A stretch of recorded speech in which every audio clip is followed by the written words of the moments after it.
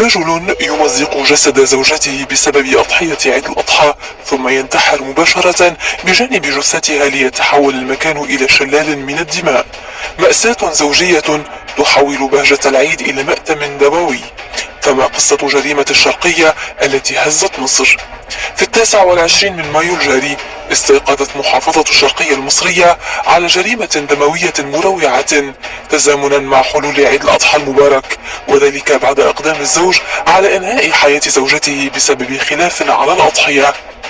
بدأت المأساة بنشوب مشاجرة حادة بين الزوجين عقب شراء الزوجة لإحدى الأضاحي من أموالها الخاصة، لتفاجأ فيما بعد بقيام زوجها ببيعها دون علمها، ما أشعل خلافا عنيفا بينهما بحسب ما نقلته صحف محلية. ولم تكن مؤشرات العنف غريبة على الزوج، إذ أكدت أسرة الضحية أن الجاني كان دائم التعدي على ابنتهما بالضرب المبرح طوال سنوات الزواج، وكان آخر اعتداء عليها قبل الجريمة ب20 يوما، لكنها كانت تعود دائما إلى منزلها من أجل أطفالها.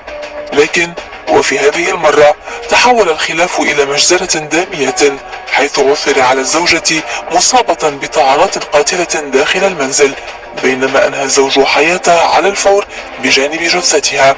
وعلى الفور انتقلت الأجهزة الأمنية إلى موقع الجريمة لبدء فحص مسرح الحادث ومعاينة الجثامين لكشف التفاصيل الكاملة ولتحديد ملابسات هذه الواقعة المفجعة.